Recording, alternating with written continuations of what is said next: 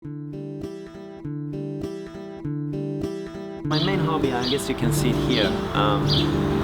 Whenever I have some time and whenever the weather is good, I like to just take my motorcycle out and just go out and, ride somewhere. I only have the motorcycle for a year, so I still think of myself as a beginner. There are a lot of things you need to learn, and a lot of things I still need to learn. But I really like to just take the motorcycle out and just go and visit a different city, or go to the beach, or go to a park. I'm also learning to play guitar, although I really started like a month ago, so I don't know much about it yet.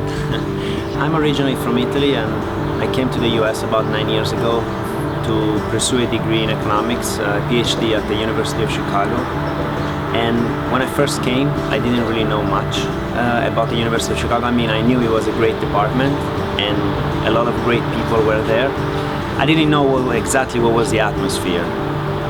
I guess the best description of the intellectual atmosphere at the University of Chicago was given by James Watson, who won the Nobel Prize in medicine. And he was talking about Chicago maybe in the 70s and in the 80s, but I think this still applies today. He said that the University of Chicago is an officer boot camp for intellectuals.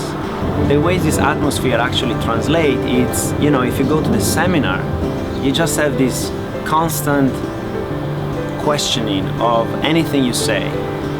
And it doesn't matter if you are a student or if you are a professor at the same university, if you are a professor for somewhere else. It's like your idea is going to be questioned from all possible angles and it's going to be attacked relentlessly. If after all this barrage of attacks your idea is still there, it means that it's a good idea. Otherwise, probably not. I'm an economist, and I work in a litigation consulting firm. It's called Charles River Associates. What we do is we provide economic advice and economic expertise in antitrust matters. Among the many things that the government does, there is a protection of competition. People think, we think that the competition is a good thing because it allows for lower prices for consumer, more innovation, higher quality product.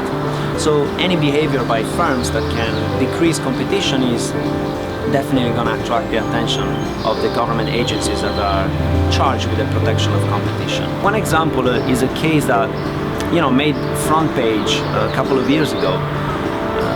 There was the AT&T T-Mobile merger.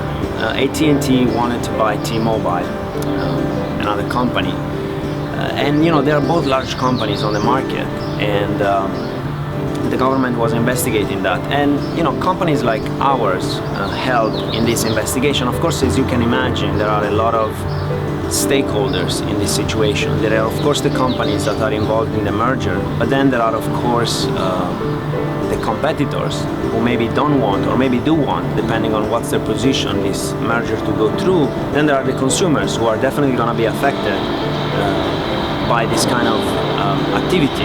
And a merger can in principle be good or be bad. Now, a lot of the analysis we do is in fact prospective. I mean, we look at the future. We try to understand what's going to happen if the merger is allowed to happen.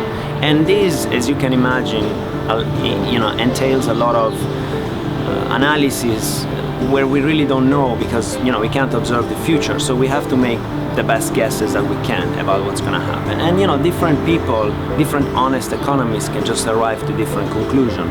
That's why you need the opinion of very many different economists who are going to argue one way or the other, and then the government is going to weigh all the different opinion and just make a decision whether this is actually a good thing or not.